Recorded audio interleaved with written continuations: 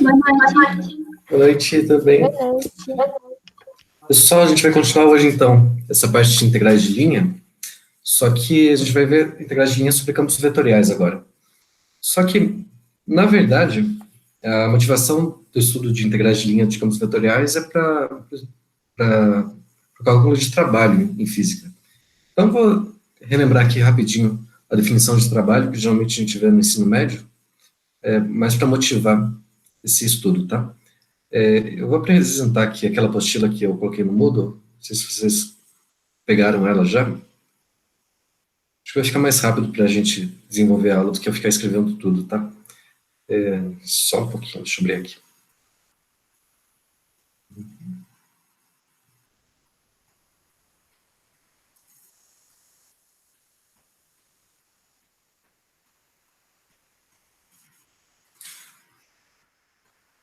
Bom, deve estar aparecendo aí para vocês já. Essa apostila aqui, sempre que eu estiver escrevendo alguma coisa, eu vou estar atualizando ali o arquivo no Moodle. Tinha a parte aqui de campos vetoriais, que a gente falou na aula passada e tal, os exemplos, campo gravitacional, campo elétrico, os campos gradiente.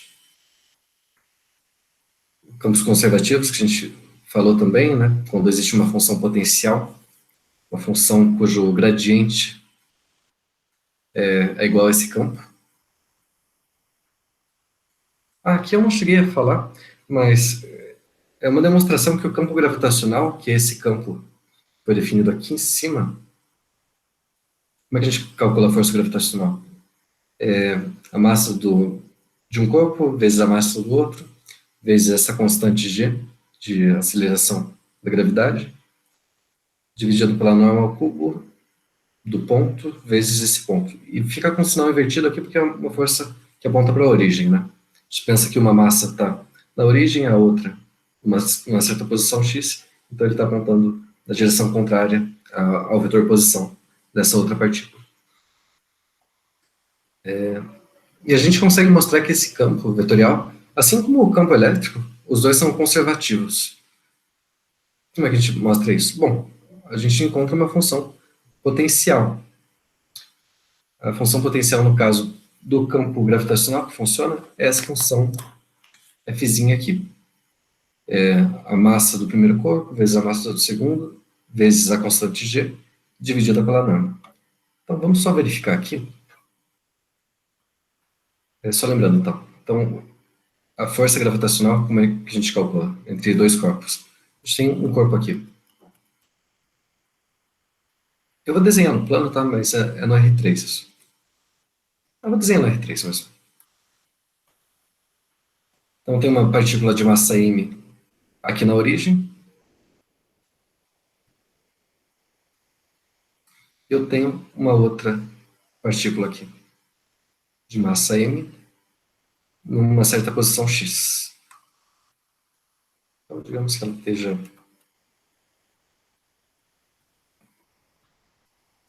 aqui. Então, ela tem três coordenadas, chamadas de x1, x2 e x3. Então, ela está nessa posição x, eu posso pensar que essa posição é um vetor, né? O vetor x aqui.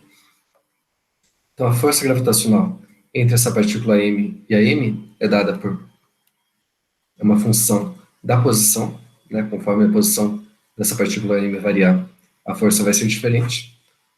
É menos m pequeno, m grande, vezes a constante g, dividido pela norma de x ao cubo, vezes o vetor x. Então, essa força ela sempre aponta na mesma direção do x, no sentido contrário, e conforme a gente vai aumentando o valor de x, aumentando a distância, vai diminuindo a força na razão ao cubo aqui.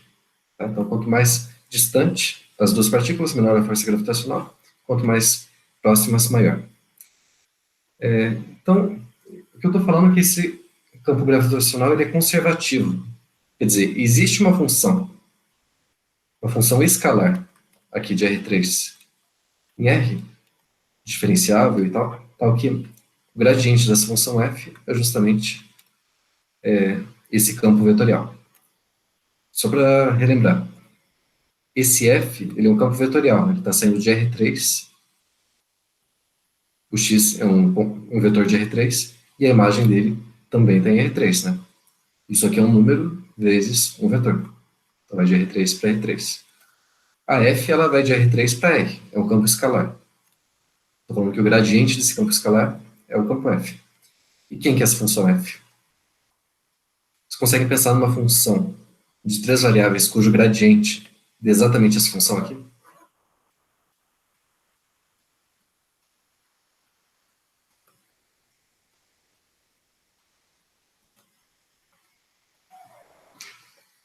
Meio difícil olhar de cara e saber quem é, mas, bom, na apostila já estou falando quem que é essa função, né?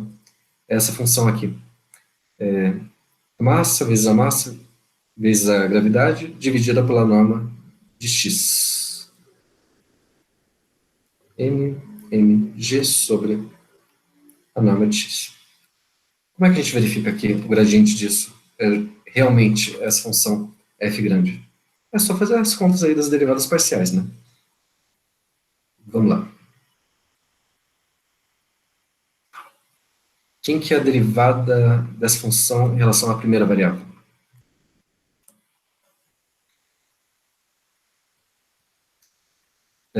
Tem essa norma aqui me atrapalhando, então só para tirar ela daqui, vamos reescrever de outro jeito. Como é que a gente calcula a norma de um vetor? X.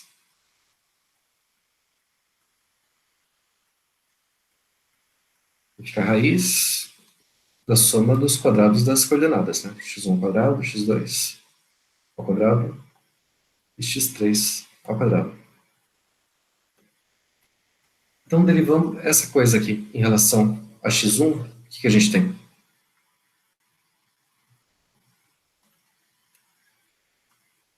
Ou escrevendo de um jeito mais simples até. mg, isso daqui é x1, x2, x3 ao quadrado, elevados a 1 meio. Então, está embaixo da fração, vai ficar menos 1 meio, né? x1 ao quadrado, x2 ao quadrado, x3 ao quadrado elevado a menos meio. Agora fica mais simples, né? Calcular as derivadas disso daí. Derivada em relação a x1. Como é que fica?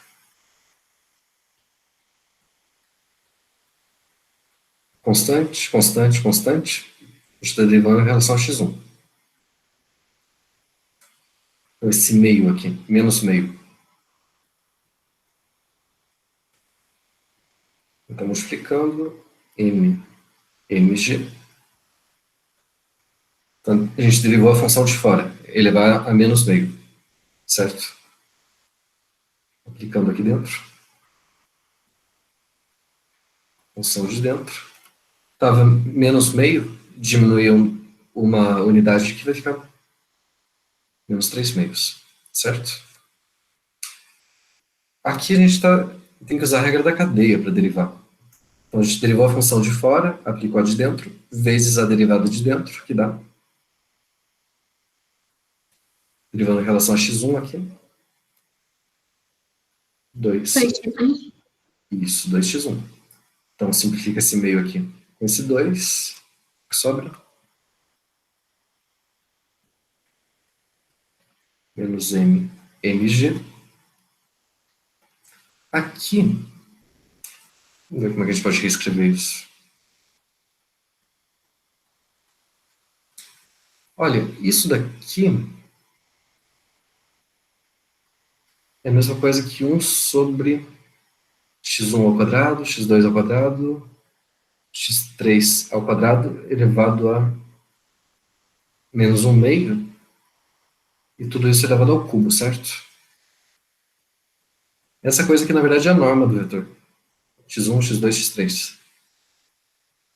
Então, deixa eu até apagar isso. Então, olha o que a gente tem. Menos mg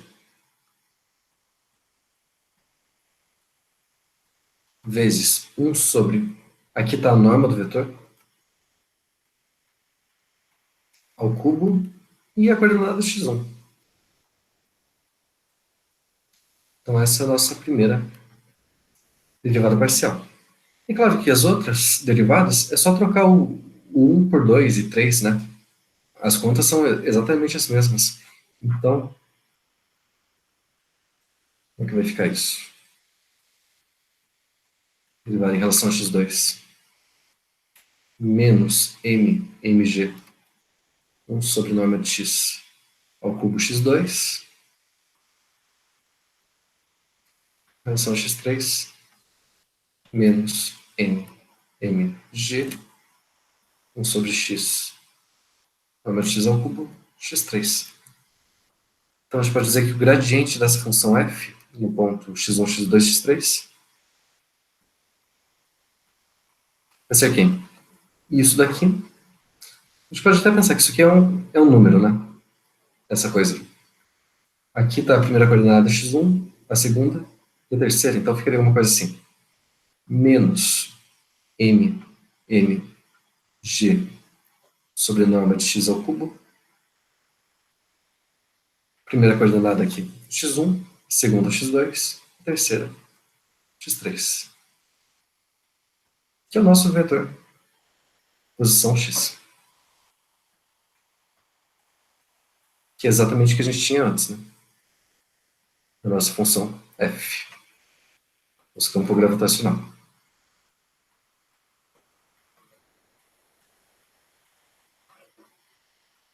Então, essa função f pequena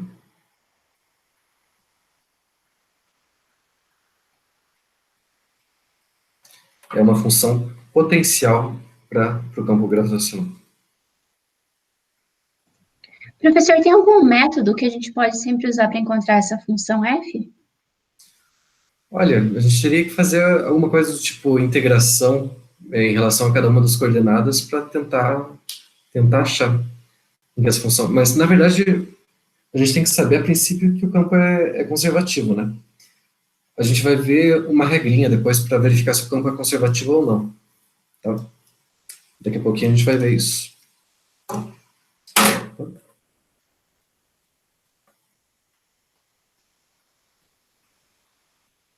Porque a gente teria que ter o seguinte, se eu sei que f é conservativo, então tem alguma função cujas derivadas parciais delas sejam a função f, sejam as funções componentes da função f.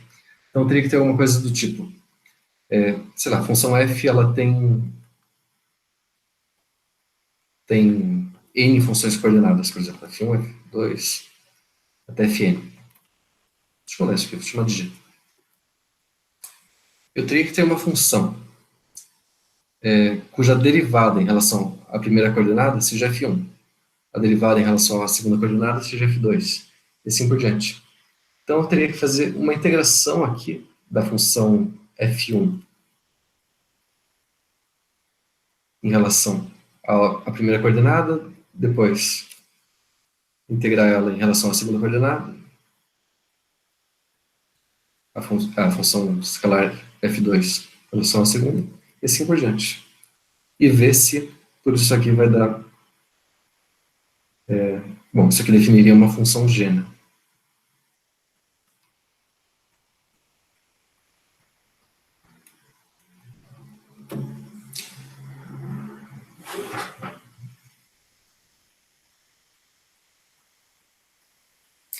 Na verdade, teria que ser exatamente a mesma função g.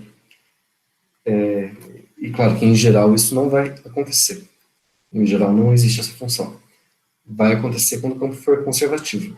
Tem critérios para a gente verificar isso. Tá? Bom, a boa parte das coisas que a gente vai ver nessa disciplina tem a ver com a física. Então, não é por acaso que a gente chamou de função potencial. Isso aqui tem a ver com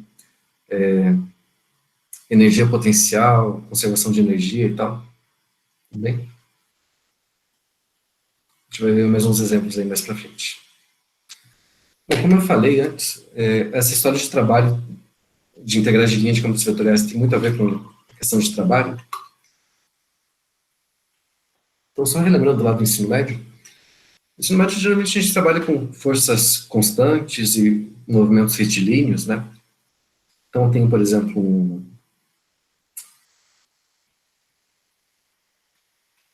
Olha isso aqui.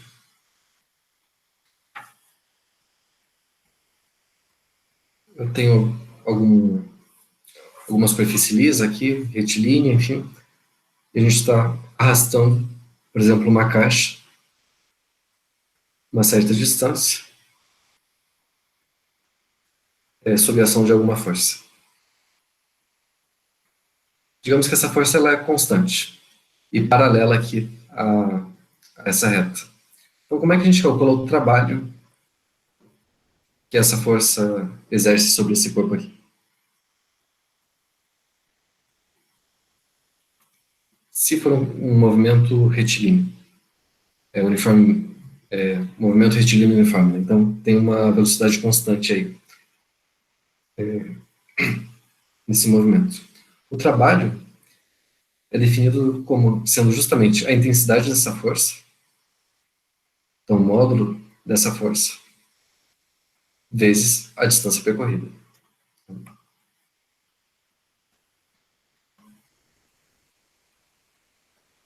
Força vezes distância.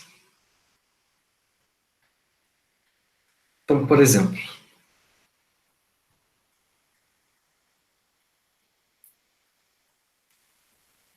sei lá, os exemplos são bem simples, né? Digamos que eu esteja empurrando aqui uma caixa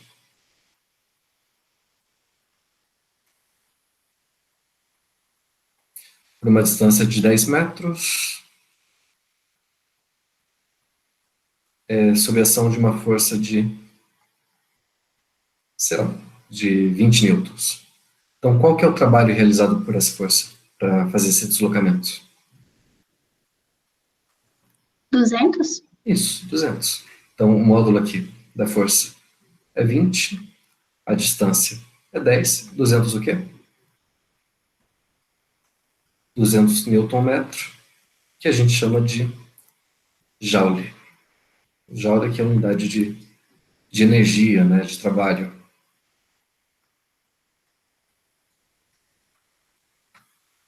Um joule é 1 newton-metro.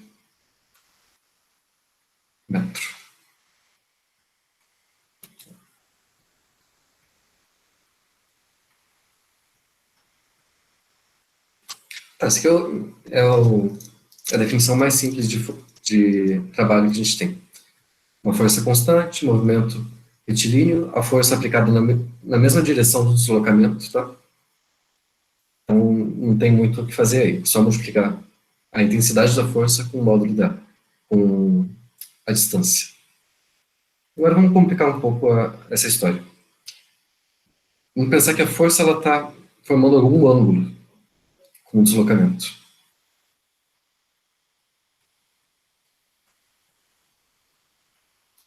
Vou fazer um outro exemplo aí. Digamos, a gente está se deslocando aqui para uma reta. Pensando numa caixa, sei lá, e uma pessoa arrastando essa caixa, uma corda.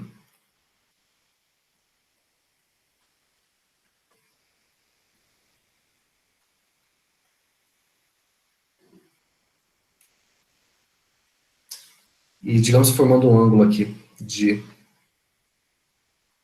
Vou colocar 60 graus para ficar fácil fazer as contas. Digamos que essa força seja constante, digamos que a intensidade dela seja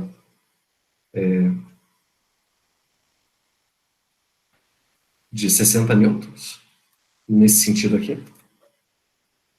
E, de novo, a distância percorrida aqui, digamos,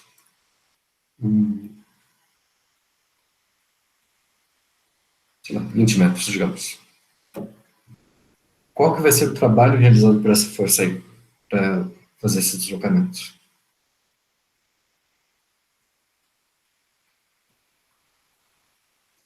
Aqui a gente tem um problema, né, porque a força não está mais aplicada na mesma direção do deslocamento, tem um ângulo aí. O que a gente pode fazer?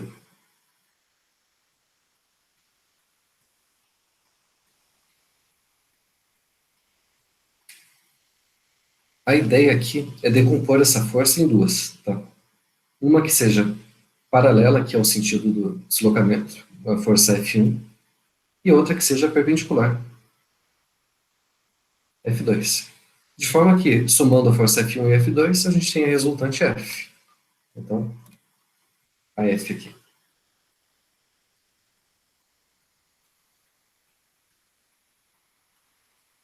Teria que ser a F1 somado com a F2. Então, o trabalho realizado pela função F vai ser a soma dos dois trabalhos, da F1 com F2. Vamos chamar de W1 e W2. Pensando aqui nessa força F2, ela é perpendicular ao deslocamento, certo? Então, qual que é a distância que a gente percorre aqui na vertical durante o deslocamento?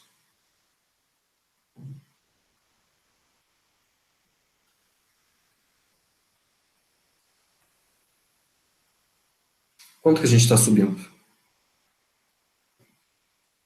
Não está subindo nada, né? Eu falei que o movimento ele é só na horizontal. Então, a distância que a gente percorre nesse sentido, no sentido da F2, é zero. Então, o trabalho aqui realizado pela força F2, o módulo aqui. Bom, o módulo eu nem calculei aqui, mas não importa, porque a distância é zero. Então, esse trabalho vai dar zero. O que me interessa é só o trabalho realizado pela força F1. Porque aqui ela tá paralela ao sentido do deslocamento, né? Tá, então, o W1 aqui, o trabalho realizado pela força F1, é o módulo da força F1 vezes o deslocamento aqui no sentido da F1. Qual é o deslocamento que a gente tem? 20 metros, eu coloquei aqui, né?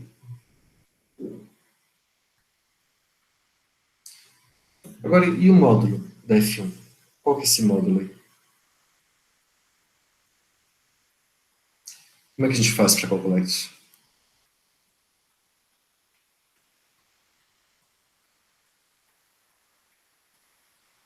Olha, olhando aqui na figura... Usa seno e cosseno? Isso, exatamente. Se a gente pensar aqui, que essa função f, ela é um vetor aqui de comprimento 60, a f. A gente decompôs ela na soma de dois vetores, certo? Um F1 e um F2.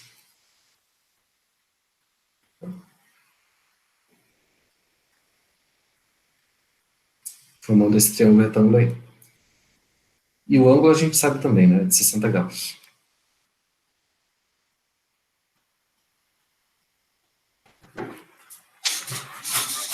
Então, só olhando o triângulo aí, por seno e cosseno, a gente consegue calcular F1 e F2, né? Por exemplo, quem que é o cosseno de 60? Tem que ser o cateto adjacente sobre a hipotenusa. Então, é o módulo aqui do F1 sobre a hipotenusa que vale 60 newtons. Qual que é o cosseno de 60?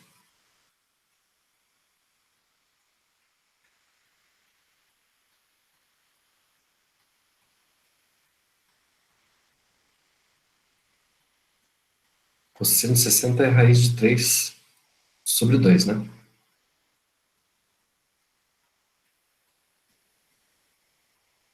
Então, a gente conclui que a F1 tem intensidade 60 raiz de 3 sobre 2, 30 raiz de 3.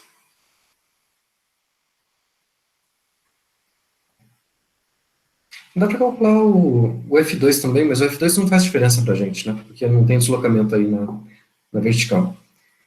Então, o trabalho realizado pela força F1 vai ser o módulo da F1, que a gente calculou aqui, 30 raiz de 3, 30 raiz de 3 newton, e a distância, 20 metros, então, o trabalho da força Professor, foi o cosseno de 60 graus é 1 sobre 2, né? 1 sobre 2. Isso, é o seno de 60 que é a raiz de 3 sobre 2. Ah, tá certo, obrigado, verdade. Então, vou trocar aqui por 1, Aqui fica 1. Aqui 1, beleza. Então vai ficar aqui 30 vezes 20, 600. Então a gente tem um trabalho de 600 joule aqui na direção da F1. Na F2 é 0, então somando os dois trabalhos, a gente tem trabalho total de 600 joule.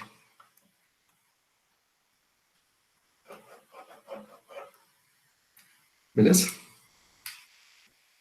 Então aí já deu uma modificada, né? Outra coisa que costuma ver lá no ensino médio é o trabalho com força variável, só que ainda mantendo o sentido do deslocamento numa linha reta. Geralmente a gente faz alguma coisa desse tipo aqui.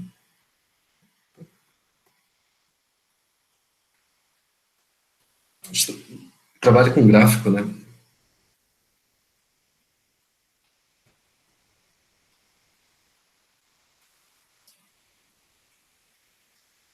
Aqui tem a força variando e aqui a distância percorrida. Geralmente alguma coisa desse tipo aqui. A força vai aumentando até um certo tempo, daí ela fica constante, depois ela começa a decrescer. A gente tem um deslocamento desse tipo aí.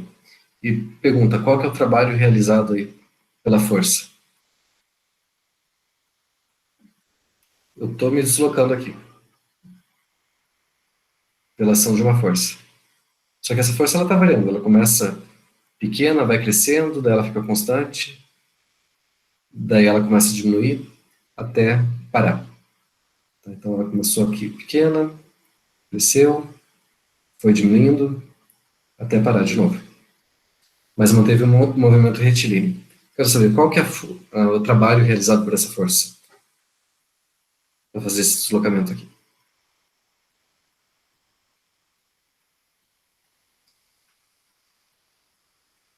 Lembrando aqui, quando a força é constante, nessa parte aqui, a gente já sabe como é que calcula, né?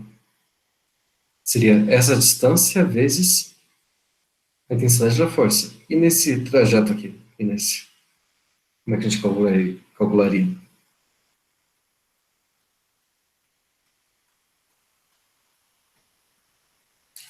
Se a gente quisesse fazer uma aproximação, a gente poderia dividir essa coisa em retângulos, né?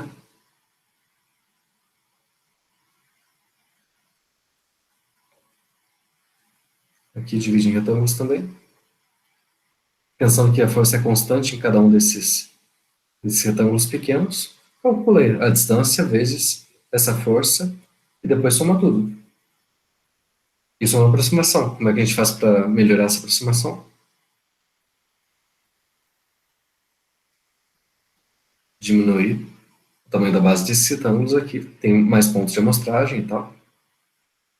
Vai ficar mais próximo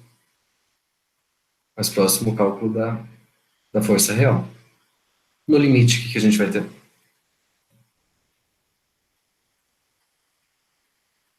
A integral. Isso mesmo. A integral do quê?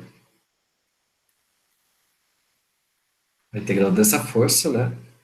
Em relação a esse deslocamento. Aqui. Chama de x esse deslocamento.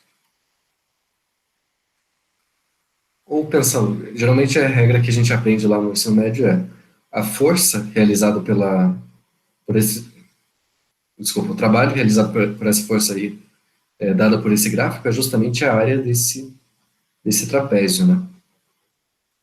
Essa regrinha do trapézio aí.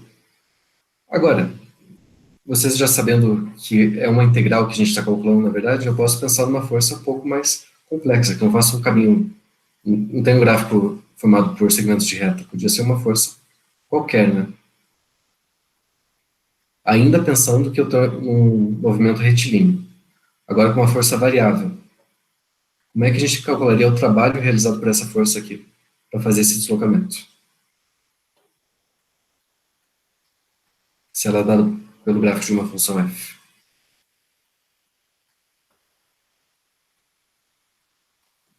A integral de f? Isso, a integral aqui de f nesse intervalo, né? Digamos de a até b.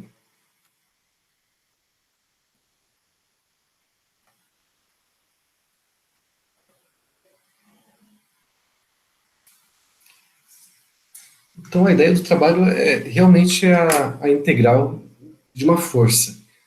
Só que aqui eu tenho uma força apontando numa única direção, enfim, paralela ali ao sentido do deslocamento. Mas a gente pode pensar numa coisa mais complicada agora, né? Mas antes... Ah, tá. Tem que fazer uma observação antes. Voltando aqui no...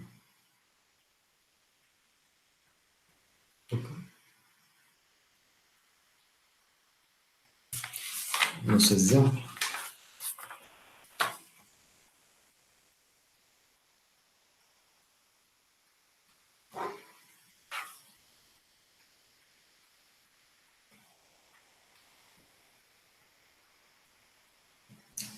Aquela história ali da força aplicada num certo ângulo, formando um deslocamento aqui. Digamos, sair da origem, no ponto A, e me movimentei até um certo ponto B. Tá? Então, tem esse deslocamento aqui, dado por esse vetor de A até B. Então, qual que é o trabalho realizado por essa força?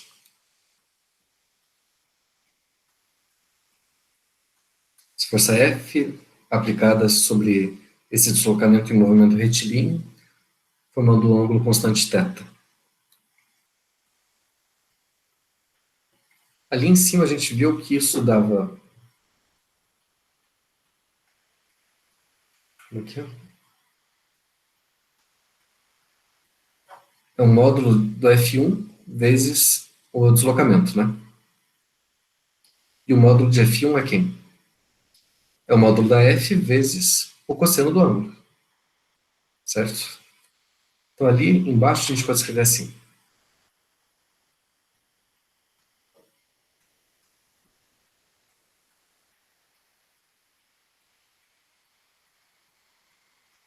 Como é que a gente chegou nisso? A gente decompôs aqui numa componente horizontal F1, uma vertical F2. A F2 não realiza trabalho nesse deslocamento, porque não tem deslocamento na vertical, a distância de deslocamento é zero. Então depende só da componente horizontal. Então o módulo da componente horizontal é quanto? É o módulo da F vezes o cosseno de θ. A gente viu antes, ali, só olhando o triângulo dá para saber, né? E o deslocamento aqui, entre o ponto A e B, é o módulo desse vetor AB. Tá? Módulo do vetor AB aqui.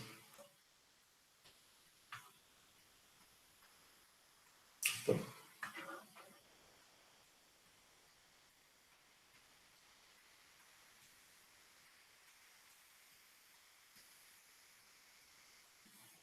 essa formulazinha lembra alguma coisa para vocês?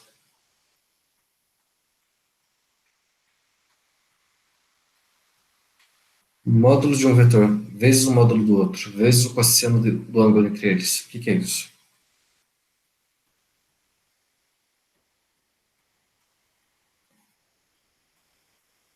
É um dos produtos entre vetores, não é? Isso. Esse é o produto interno entre o vetor F e o vetor de deslocamento aqui, AB. Tá? Então, dependendo do exercício, do exemplo, fica mais fácil a gente calcular simplesmente o produto interno dos vetores do que fazer toda aquela decomposição, achar o ângulo, não sei o quê. Quer ver? Vou fazer um exemplo aqui.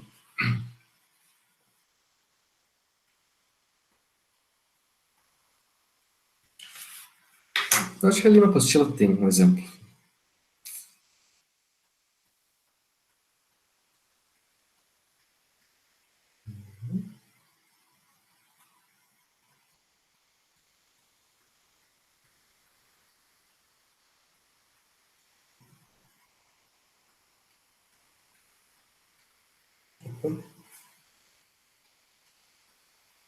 Tá, aqui eu fiz a dedução, tá? Eu escrevi o produto interno aqui como um ponto mesmo, ali no desenho eu usei como essas chaves, mas a notação depende do gosto também. Então vamos ver esse exemplo aí. Então tem uma pessoa que está puxando uma corda, arrastando um caixote, movimento retilíneo uniforme, na direção horizontal. Então, está puxando ali, formando um ângulo de 60 graus. Um plano horizontal, velocidade de 5,5 metros por segundo, e tração de 1.200 newtons. Então, qual o trabalho realizado por essa tração em 10 segundos? Vamos lá, colocar essas coisas.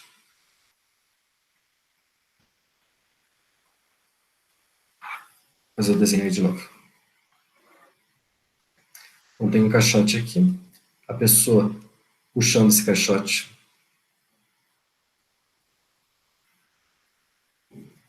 formando aqui um ângulo de 60 graus. O que ele dá para a gente? A velocidade, né, de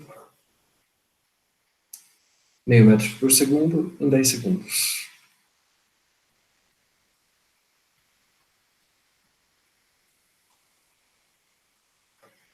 Uhum. Tá. Ele dá a tração também, né? A força que essa pessoa está puxando é de 1.200 newton.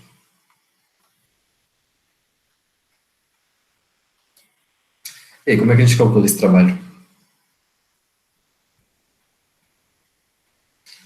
O trabalho a gente precisa da força e da distância, né? O deslocamento. A gente tem a velocidade, tem a variação do tempo, aqui fica fácil. Qual que é a distância que ele percorreu? 10 segundos, 0,5 metro por segundo, então dá 5 metros, certo? A gente já viu a formulazinha ali. O trabalho, então, vai ser o módulo da força vezes a distância percorrida vezes o cosseno do ângulo. A força, então, tem intensidade de 1.200 newtons. A distância, 5 metros. Cosseno de 60 no meio. Então, vai dar 3.000 joule. Então, essa é a forma usando a primeira fórmula ali. A gente podia fazer de outro jeito também, né? Pensando em produto interno de vetores, talvez.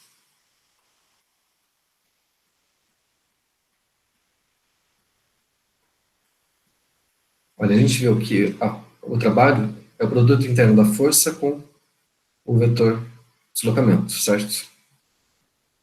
Vetor força. Ele tem intensidade de 1.200 e o ângulo de 60 graus. Então, quais são as coordenadas dele?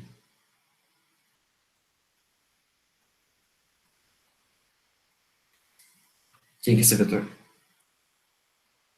O componente x dele vai ser 1.200 cosseno de 60. Então, vai dar 600, certo? E o componente horizontal, vertical, é 1.200 vezes seno de 60, então dá 600 vezes 3. Então esse é o nosso vetor F. Quem que seria o vetor D, o deslocamento?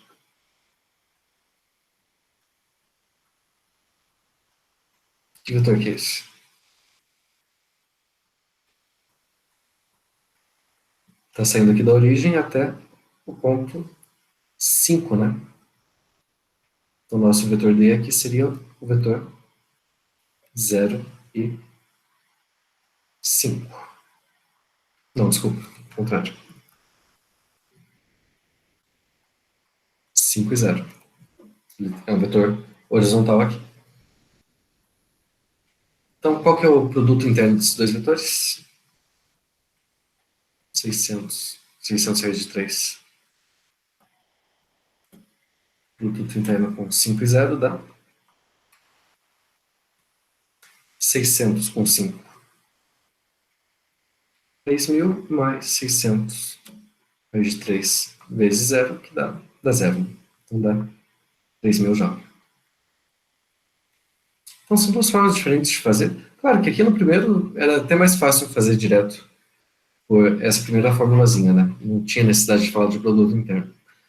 Mas dependendo do exemplo, fica mais simples usar essa segunda fórmula. Por exemplo, aqui, nesse segundo exemplo aqui.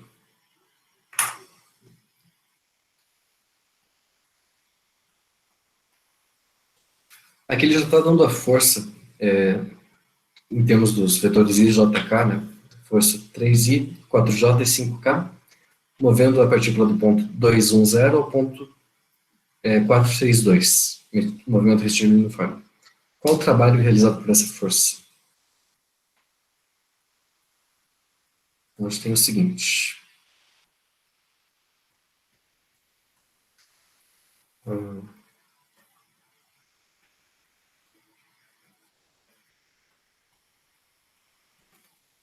A gente está saindo aqui do ponto 210, então 210 deve sair daqui. Esse é o nosso ponto P. O ponto Q, 4, digamos, 4 está aqui, 6 também para cá, 2 aqui em cima.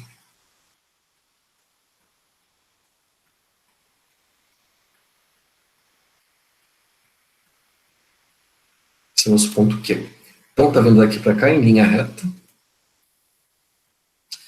sob a ação dessa força aqui. 3, 4, 5. Então, 3, 4, 5, lá em cima. Vai ser alguma coisa assim. Né? Então, em cada ponto aqui desse segmento de reta, a força está agindo de forma constante, sempre nesse mesmo sentido, nessa mesma intensidade. Eu quero saber qual que é o trabalho realizado por essa força.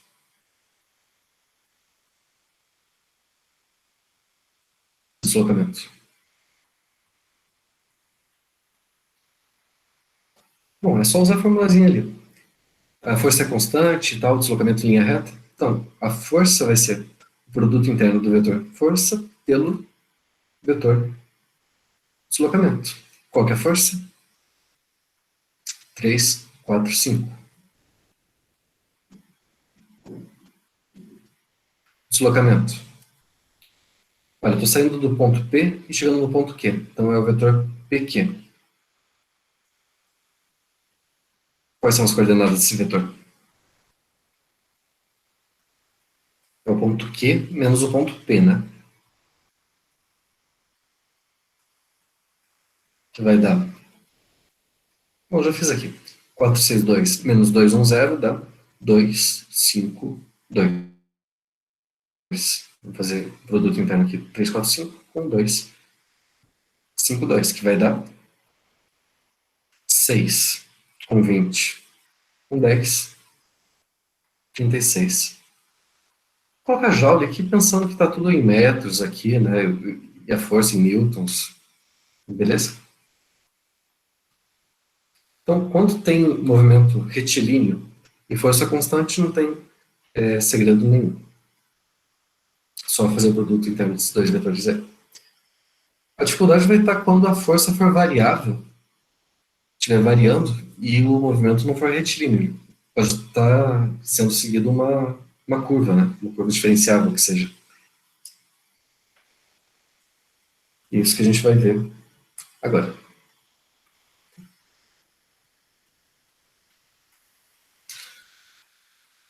Então vamos pensar nessa situação agora. A gente tem um campo de forças que é contínuo. Não estou falando mais que ele é constante, tá? Olha, esse vetor F.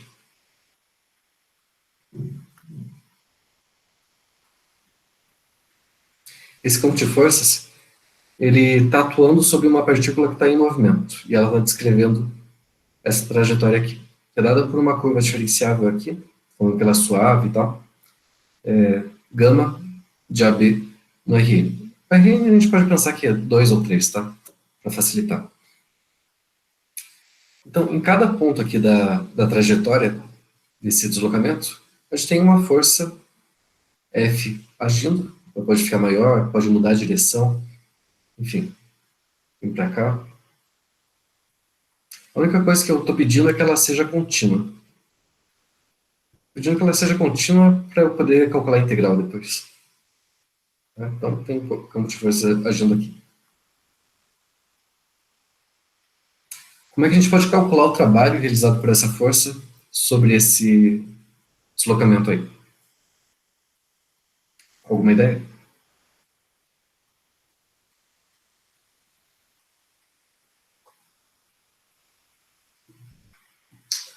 A gente já fez ali antes uma situação, né? Quando ainda estava em movimento retilíneo, com a força variando de uma forma desse tipo aqui. O que a gente fez? Queria calcular a área do trapézio, né? Na verdade, a gente calculou a integral dessa força aí em relação ao deslocamento. Aqui é parecido. Então, qual que é a ideia? Deixa eu limpar isso daqui. A ideia é primeiro a gente tentar calcular aproximações, tá? Para esse trabalho realizado. O que a gente vai fazer? A gente vai fazer uma partição aí desse intervalo AB. Vou dividir ele em vários intervalinhos. Digamos aqui vou chamar o A de T0, depois T1, T2, T3, assim por diante, até o B, que é meu Tn. E cada ponto desses aqui, quando eu aplicar a função gama, ele vai ter um ponto diferente aqui do Rn, certo? Então, esse ponto, por exemplo, o T2, esse é meu gama de T1, aqui, digamos, é meu gama de T2, gama de T3, gama de T4, gama de Tn. Em cada ponto desses eu vou ter uma força diferente atuando. Então, qual que seria uma aproximação para o trabalho da força nesse primeiro deslocamento aqui, de gama A até gama de T1, nesse primeiro arco?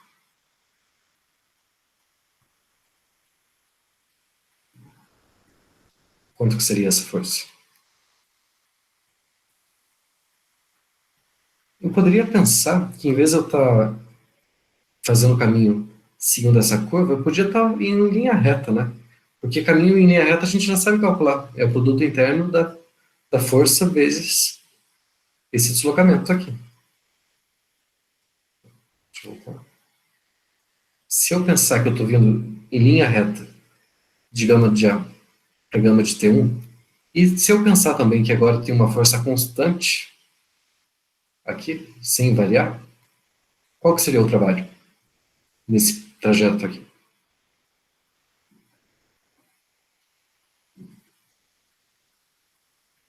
Esse vetor de deslocamento é o gama de T1 menos gama de A, né? Gama de T0. Gama de T1 menos gama de T0. Aqui seria o meu vetor D. A força. A força eu sei que é variável, mas eu vou pensar que ela é constante nesse trecho aqui, tá? Por exemplo, a força aplicada aqui no ponto gama de A. No ponto gama de T0. Então, isso é uma aproximação para a força, para o trabalho realizado nesse primeiro trecho. Tá? No segundo, como é que a gente poderia calcular uma aproximação?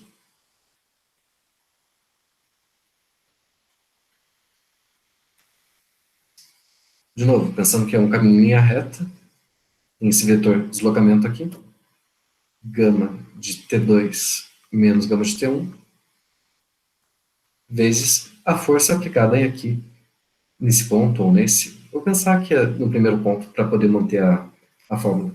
Então, o deslocamento vezes a força aplicada aqui no ponto gama de T1.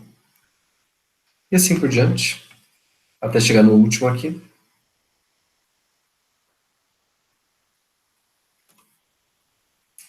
Gama de Tn menos gama de Tn menos 1,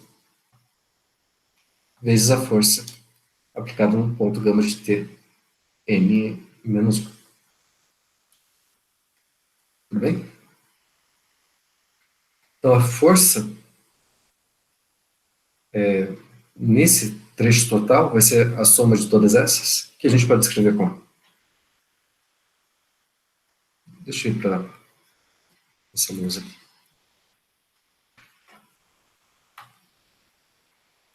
Então, esse trabalho seria aproximadamente, então, a soma de gama de T I menos gama de TI menos 1. Isso vezes, quando eu falo vezes, é o produto interno, tá? Produto interno da força aplicada no ponto gama de TI menos 1. O TI aqui variando de 1 até N.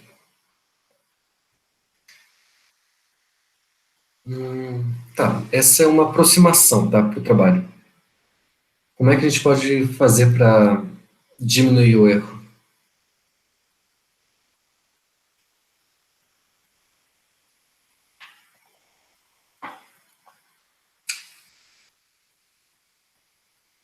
Lembrando aqui, essa aproximação a gente conseguiu fazer uma partição desse intervalo AB, né?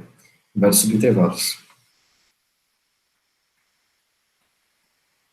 A gente dividiu ele aqui em vários intervalos pequenininhos, com um certo tamanho, sei lá, ΔT.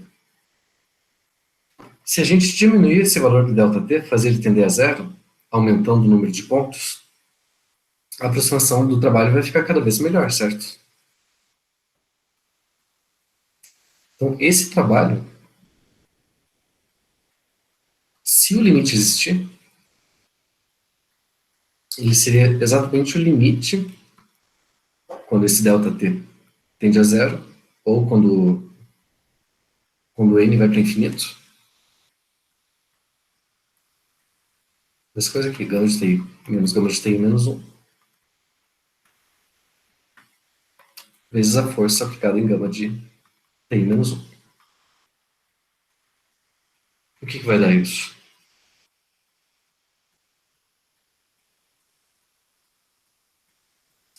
Tem mais alguma coisa que a gente possa substituir aqui para ficar mais fácil a conta?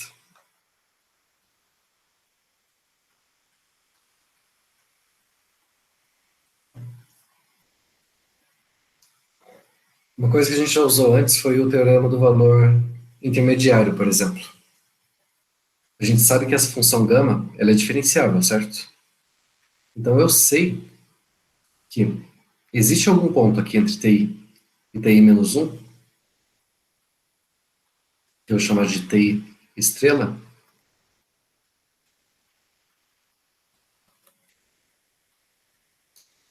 tal que a derivada dessa função aqui, do ponto TI estrela, ela é exatamente igual a gama de TI menos gama de TI menos 1 sobre TI menos 1. Esse aqui é o teorema do valor intermediário. Né?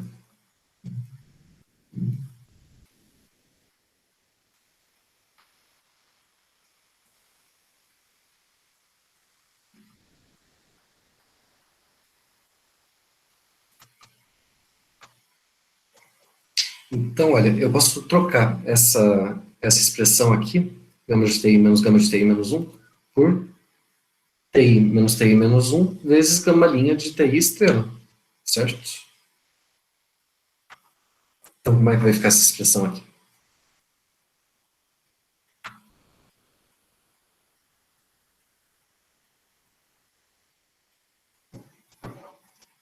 Uma coisa assim. O limite ΔT vai para zero, e o N indo para infinito, da força aplicada no ponto gama de TI menos 1, que é a soma. Ah, desculpa, só faltou a soma aqui, né? Soma de variando de 1 até N.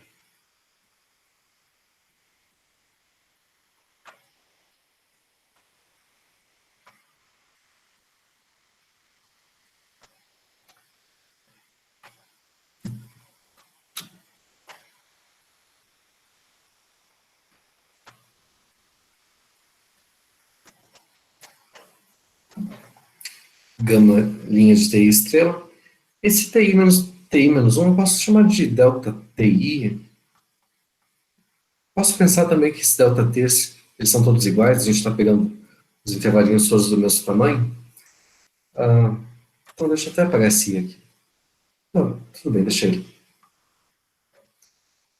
No limite, se esse limite existir, o que vai dar isso?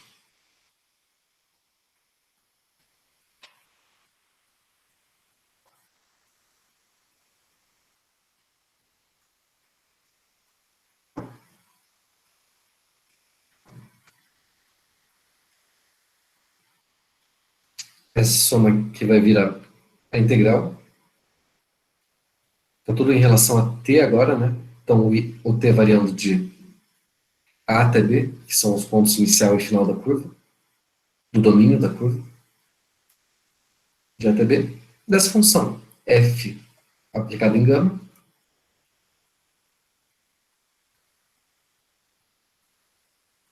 produto interno com a derivada da curva.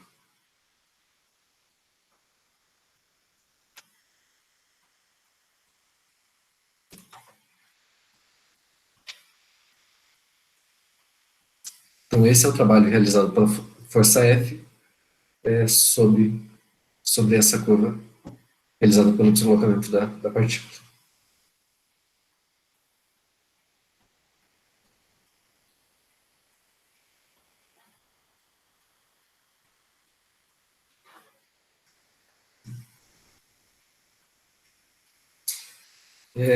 Que a gente denota da seguinte forma também.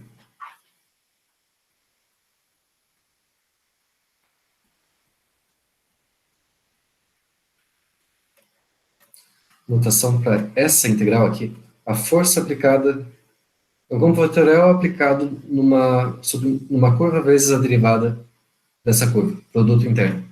Isso é denotado como a integral do campo F sobre a curva gama em relação ao deslocamento da curva.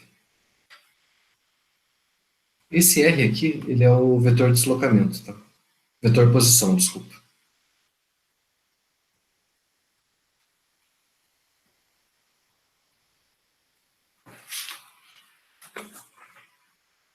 Isso que por definição é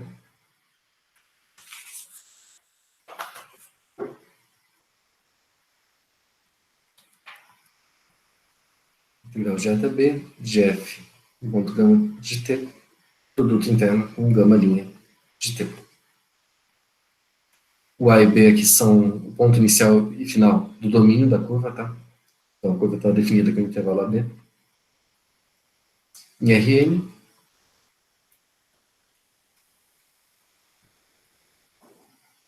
e esse campo vetorial está saindo de Rn para Rn, e o domínio dele, na verdade, inclui a imagem da curva, tá? Para poder fazer sentido essa composição.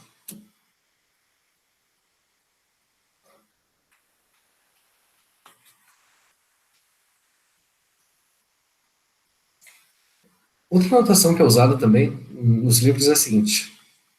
Aqui é a integral desse campo vetorial sobre a curva em relação à curva. Então, vocês podem encontrar tanto essa notação como dr, quanto a notação de gama. Beleza?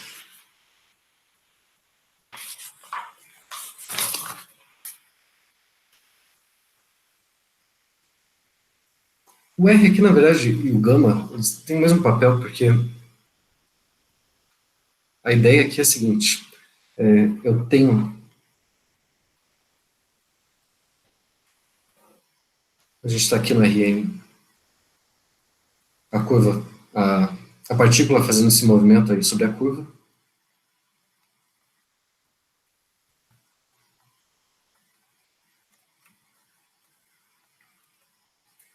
Então, nesse ponto T, digamos, gama de T, a gente tem essa posição,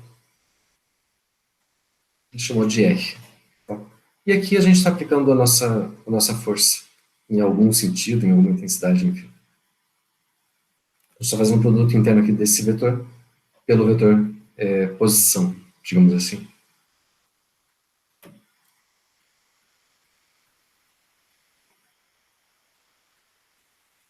Tudo bem? Alguma dúvida até aqui?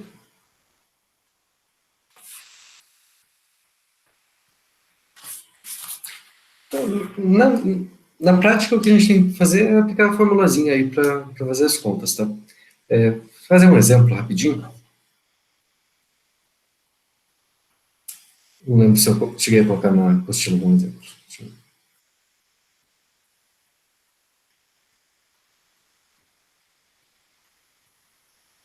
Tá, vamos fazer esse exemplo aqui, que está pronto aqui.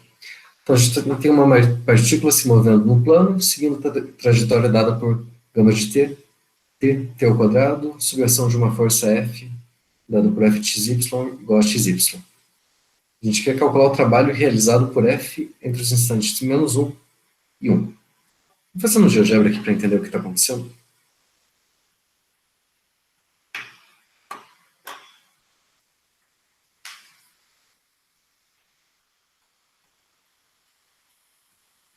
Então, vou colocar esse controle aqui para o tempo.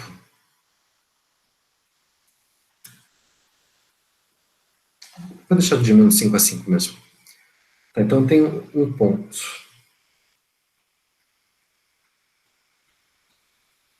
Esse ponto ele vai fazer bem o papel da partícula que está se movendo, né? Ele se move como t ao quadrado.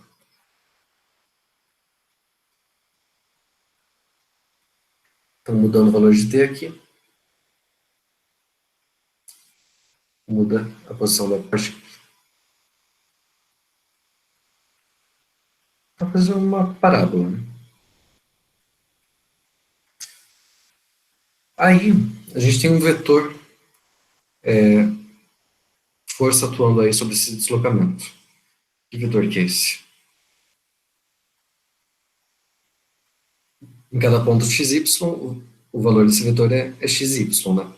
Só lembrando, na aula passada a gente estava escrevendo esses vetores aí, assim. Bom, a gente tem um campo vetorial aqui, no caso de R2, R2, certo?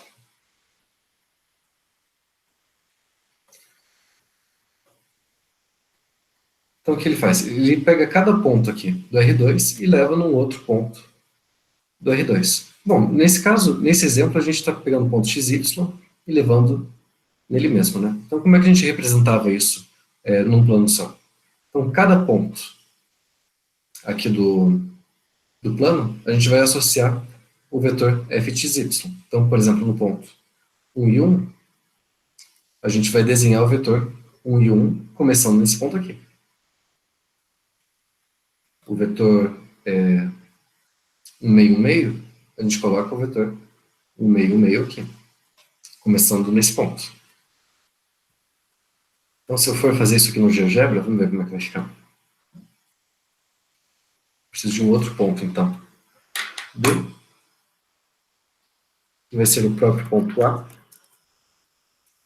x de A, y de A, e eu tenho que somar ainda ele mesmo, né? Então, vai ficar o xa mais xa, ya mais y. Então, aqui a gente tem esse vetorzinho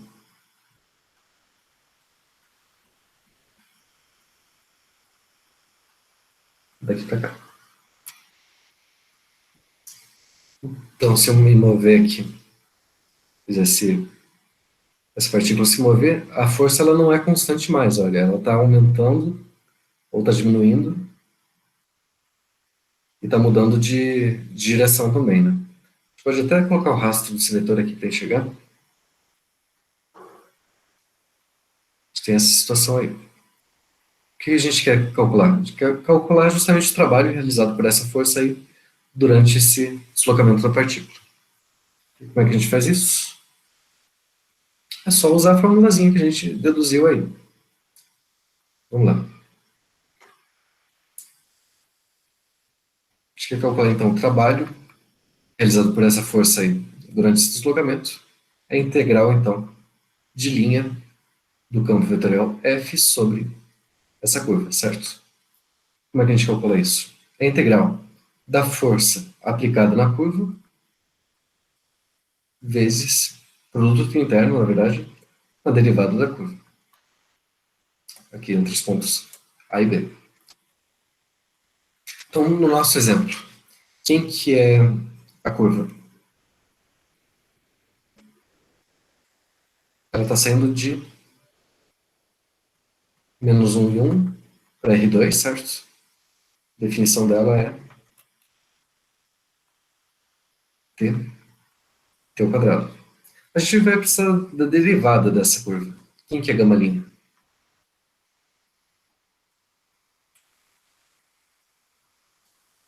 Derivando t. 1, né? E t ao quadrado, 2t. Beleza. Agora a função f, o campo de vetores f. f de xy igual a xy. Então, quando a gente faz a composição desse campo aqui com essa curva, f de gama de t, que a gente tem?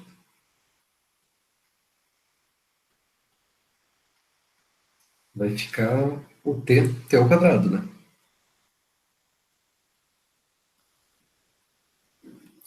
O A e B aqui no caso são menos 1 e 1. Produto interno disso daqui com a derivada. A derivada é 1, 2t.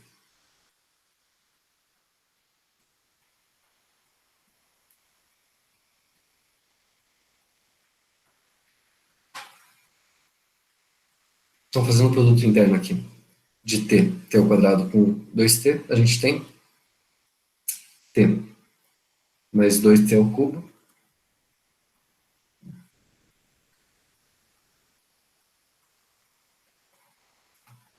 e qual que é a integral dessa função aqui? Que vai ficar t ao quadrado sobre 2 mais t ao t aqui variando de menos 1 até 1 e pronto, agora acabou. Para t igual a 1, 1 mais 1 meio, 3 meios. Para t igual a menos 1, vai ficar 1 meio menos 1.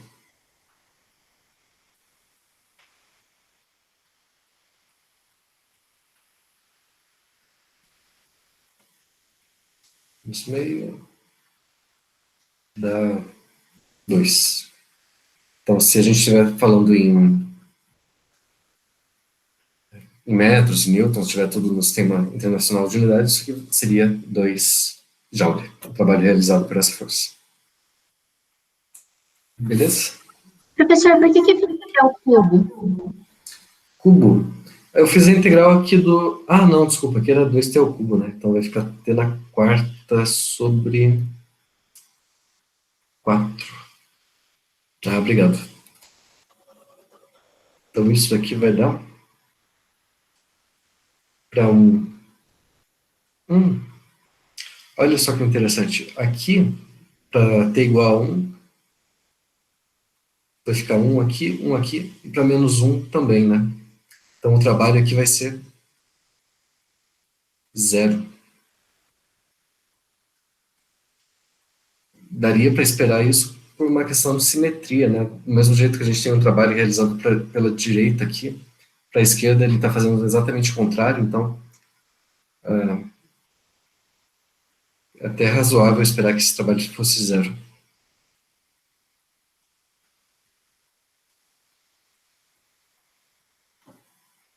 Beleza, então. Vamos fazer mais um exemplo.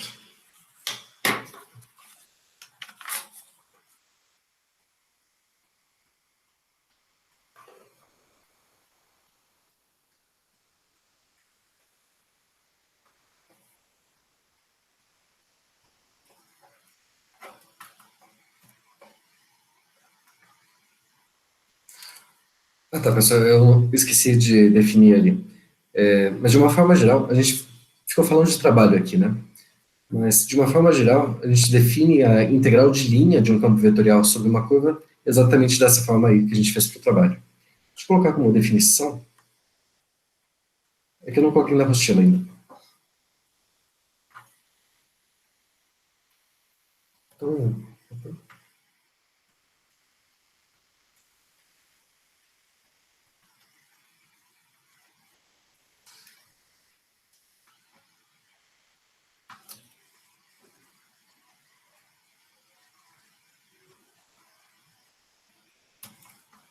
Então, pensando no campo de vetores aqui, F, o subconjunto da Rn indo para Rn,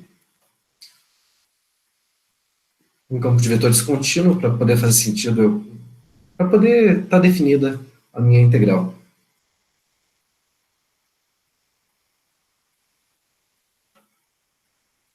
Mesmo que não fosse contínuo, eu poderia calcular a integral em certos casos, mas eu sei que no caso de ser contínuo existe integral, tá? Então não preciso me preocupar com a existência.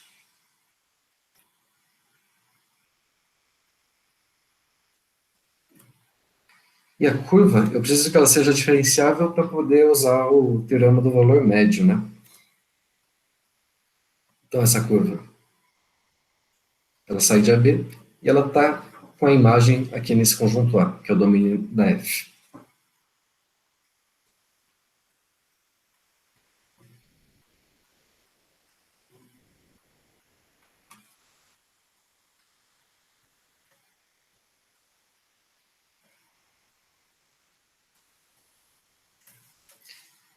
Então a gente tem uma situação assim.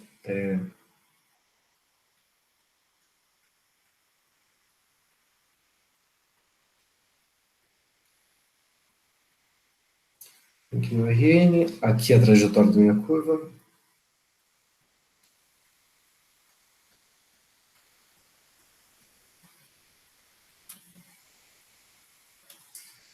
Aqui o meu domínio do campo de vetores, que é um conjunto A.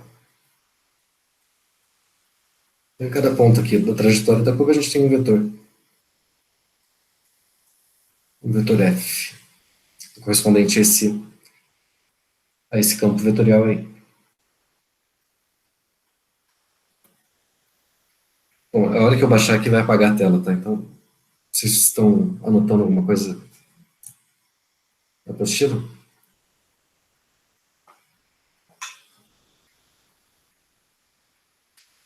Então, eu vou definir a integral de linha de F em relação a essa curva, justamente como a gente definiu no trabalho.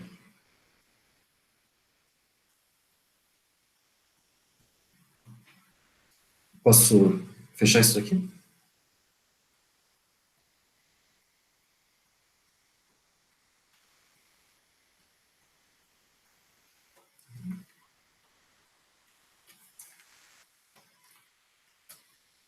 Então, a integral de linha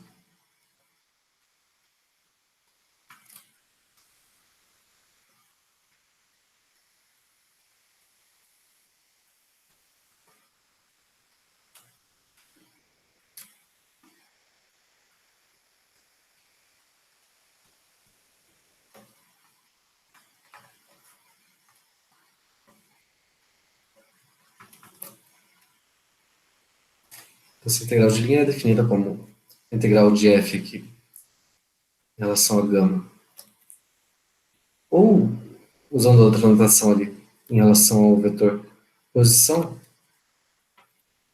é a integral de A até B da função do campo de vetores aplicado sobre a curva, produto interno com a derivada dessa curva aí. Então a gente vai adotar isso aqui como uma definição. E o sentido físico disso é que essa integral de linha fornece para a gente o trabalho realizado por essa força para realizar esse deslocamento da curva, nesse deslocamento. Beleza?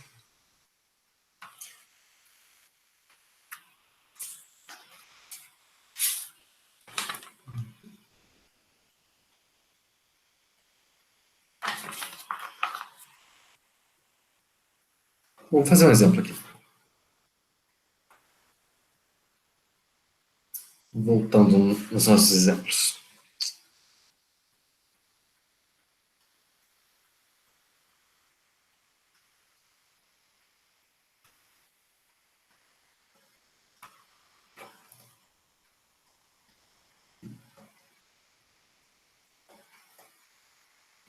Vamos calcular essa integral de linha aqui.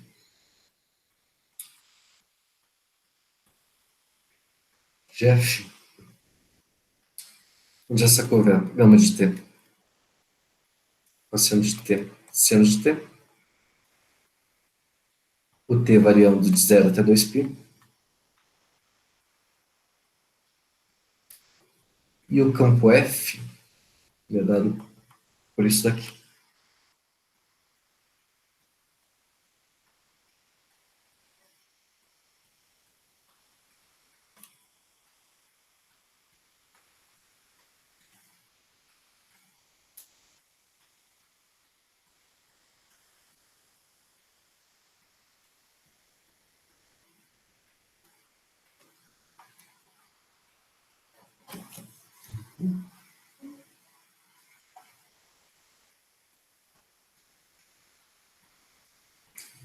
Tudo bem, então aqui a gente tem uma partícula aí descrevendo uma trajetória circular e um campo de vetores aí agindo sobre essa curva. Vamos ver qual que é a cara disso aqui ali no GeoGebra de novo, só por curiosidade.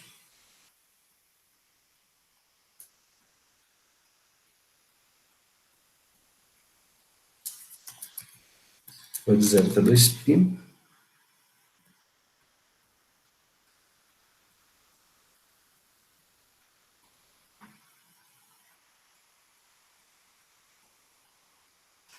Nosso ponto A, então, ele está variando. Bom, ele está definido como cosseno de t. Seno de t.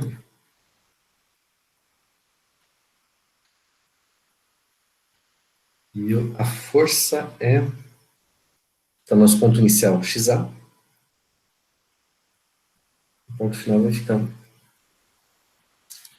menos y de b sobre x de b. Ah, não. B não, né? A.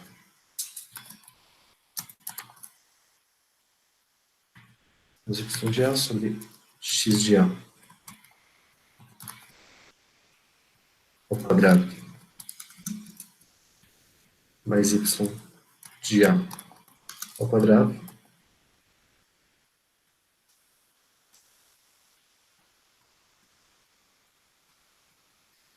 Isso na primeira coordenada. E na segunda é a mesma coisa, só que eu vou trocar o y aqui por x. Trocar o sinal também.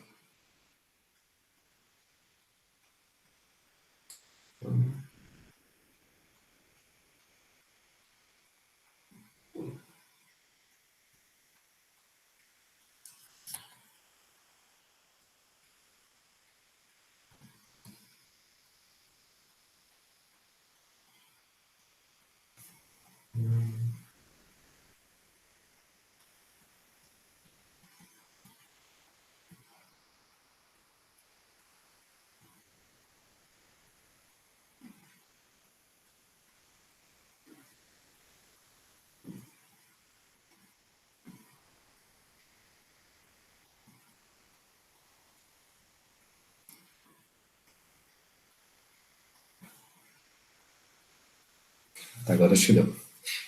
Então, variando aqui esse ponto, a gente deve ter uma trajetória circular e uma força variável aí também. Até parece uma força tangente, né, ao deslocamento. Então, vamos ver quanto que vai dar esse trabalho realizado pela força aí. Bom, não tem muito o que fazer, é calcular a integral. Tá? Aplicar a definição aí de integral de linha e fazer as contas. Vamos ver, então. Então, lembrando aqui, a definição de integral de linha. Integral de linha de f sobre gama vai ser a integral de a até b da função f aplicada em gama do duto interno com a derivada da curva. Bom, no nosso caso, o a é 0, o b 2π, então a gente está calculando a integral de 0 até 2π. A derivada da curva vai ficar menos seno vezes cosseno, mas a gente precisa do campo de vetores aplicado na curva também, né? Então, quanto que é f de gama de t? F de cosseno de t, seno de t. Aqui vai dar o y, então, seno de t, menos seno de t. Aqui, cosseno ao quadrado com seno ao quadrado, a gente sabe que dá 1. Então, na hora de dividir, não tem problema. A gente pode descartar isso aqui. Então, essa é a primeira coordenada, a coordenada I. Na segunda, de novo, aqui dá 1. Falta o x, que é o cosseno. Então, pronto. Esse é o nosso f de gama de t. Gama linha de t. Aqui vai ser menos seno e cosseno.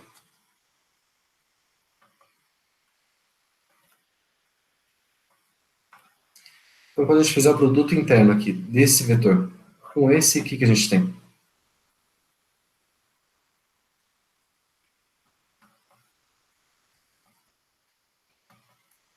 Na verdade, a gente está multiplicando o vetor por ele mesmo, né?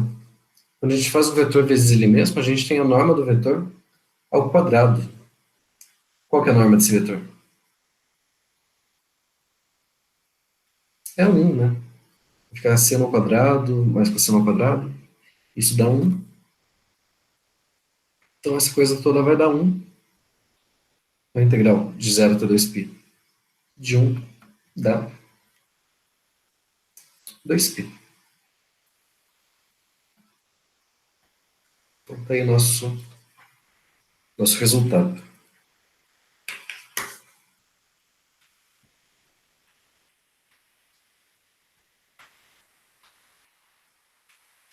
Pessoal, acho que por hoje vamos parar por aqui mesmo.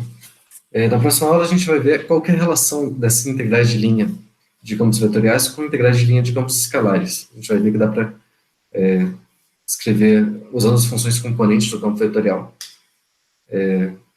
Uma forma de integrais de campos escalares, tá? A gente vai ver também a questão de interpretação física aí do trabalho com energia cinética e tal. Bem, então por hoje vamos parar por aqui e até quinta-feira, então. Até. Boa noite. Boa noite, pessoal. Boa noite. Tchau, tchau.